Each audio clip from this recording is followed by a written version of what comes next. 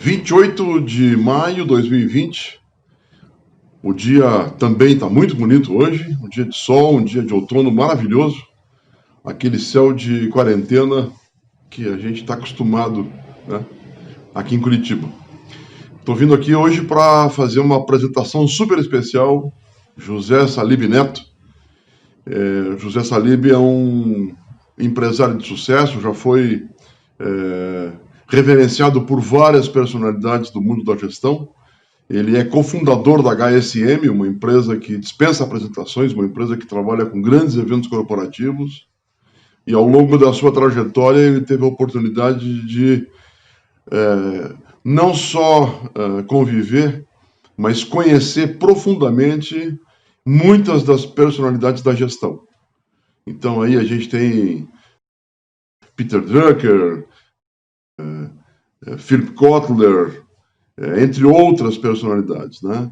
E o Salib gentilmente atendeu um convite meu para estar aqui conosco conversando sobre um livro que ele lançou agora recentemente, já está aí no topo da Amazon, está em primeiro lugar em vendas, que é o Algoritmo da Vitória, né? Eu conheci o Salib num evento aqui em Curitiba, nós trocamos informações, adicionei no LinkedIn e nesse momento fiz esse contato e ele gentilmente atendeu, passou o telefone celular dele pessoal e gravou um vídeo que você vai ver agora a seguir. Então espero que você goste. Quero agradecer aí ao Salib pela generosidade de estar partilhando conosco esse momento, esses conhecimentos. E esse livro não é um livro qualquer, é um livro que leva em consideração muitas pesquisas de técnicos renomados de alguns esportes, e eu tenho certeza que você vai identificar alguns deles. Então, eu espero que ajude, que agregue, e lembrando sempre que este conteúdo é feito com muito amor para você, tá bom? Um grande abraço, cuide-se sempre. Olá, aqui é José Salib Neto, falando para vocês aí do Paraná, de Curitiba, do nosso amigo professor Rudy. Rudy, um grande abraço, falando sobre ideias que agregam, né? Principalmente nesse momento agora que nós precisamos de muitas ideias. E eu gostaria de falar um pouquinho sobre o meu novo livro, tá? O Algoritmo da Vitória, lições dos maiores técnicos da história do esporte, para você vencer, para você aplicar no seu time, na sua carreira e na sua vida.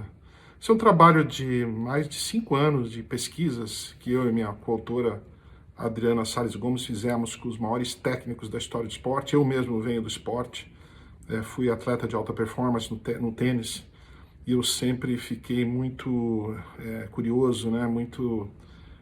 Com muita vontade de saber como é que funciona a cabeça dos grandes técnicos da história do esporte. Eles são, na verdade, gênios da liderança, porque eles conseguem ganhar com diversos times, diversos atletas, várias vezes, vários anos, né?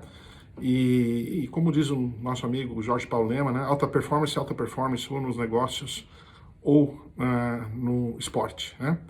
E a gente chama de algoritmo da vitória porque, na verdade, é um algoritmo, né? É um software, né? Que tem várias etapas e que tem um problema a ser resolvido. Qual é o problema? O problema é perder. E qual a solução? É ganhar mais, né? Perder menos e ganhar mais. Né? E para isso nós chegamos a 8 etapas, né? E as 8 etapas são as seguintes. A primeira é a formação, o encantamento, né? Como é que você encanta, como é que você forma aquele atleta, como é que você forma aquela equipe. Desde o começo, nós identificamos que os maiores treinadores são caras que são farmers, né? Que são cultivadores, não são hunters que ficam caçando talentos. Eles formam, tanto que você pega caras como o Bob Bowman, que formou o Michael Phelps desde os 11 anos de idade, ficou 20 anos, ou o Larry Passos, que ficou com o Guga desde os 13 anos, né? Ou o Alex Ferguson do Manchester United, que ficou 30 anos no seu time e ganhou 50 títulos, quando a média de tempo de um técnico é 3 anos, né? Então nós falamos muito sobre esse desenvolvimento, né? Como é que você cultiva, né? A segunda é o Kaizen mental, né? A parte mental do esporte, da vitória, né?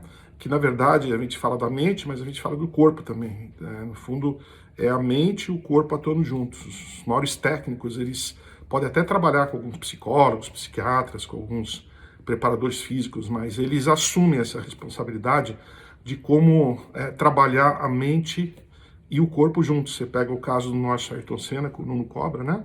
E o Ayrton Senna, quando começou a trabalhar com o Nuno Cobra, ele tinha um físico muito mirradinho, ele tinha muita vontade de ganhar, mas ele se irritava muito, por quê? Porque ele não tinha um corpo adequado para competir na Fórmula 1 que ajudasse a cabeça dele. Então o Nuno trabalhou com ele no físico, aumentou a capacidade de oxigênio dele, e com isso ele melhorou o foco. Então essa parte mente e corpo é muito importante para qualquer pessoa. Terceira parte, como construir um time escalador, né? A gente pode entrar bastante, todo esporte na nossa visão, time é um esporte de equipe, né? Tanto até com dois, né? Você pega até um alpinista, por exemplo, que tem que sempre ir junto com o outro, né? E o alpinista pode morrer se o cara de baixo errar, né? Então todo esporte, na verdade, é um esporte de equipes. E a gente destaca muito a questão da complementariedade, que esses grandes técnicos, eles não estão procurando os melhores em cada posição.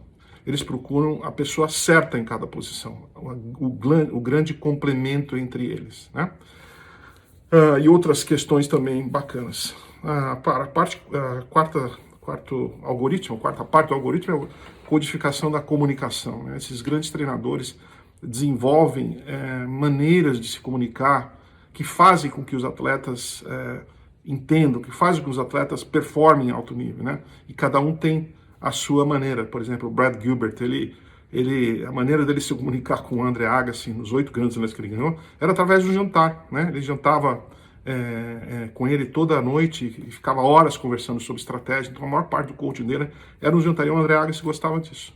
Por outro lado, o Bowman, né, o Michael Phelps, ele gostava de uma comunicação por escrito, ele não gostava de conversa. Então o Bob Bowman mandava textos para ele, né? Então você tem várias histórias de codificação, de comunicação muito interessantes nesse capítulo. A quinta, na verdade, não, 1, 2, 3, 4, 5. A quinta parte do algoritmo é estrategizar, né? É você fazer escolhas, né? Estratégia significa você fazer escolhas. Como é que esses técnicos pensam estrategicamente? Como é que eles agem com a tática, né? Como é que eles mudam os diferentes times, né? Como é que eles vencem? Como é que eles escolhem os torneios para vencer?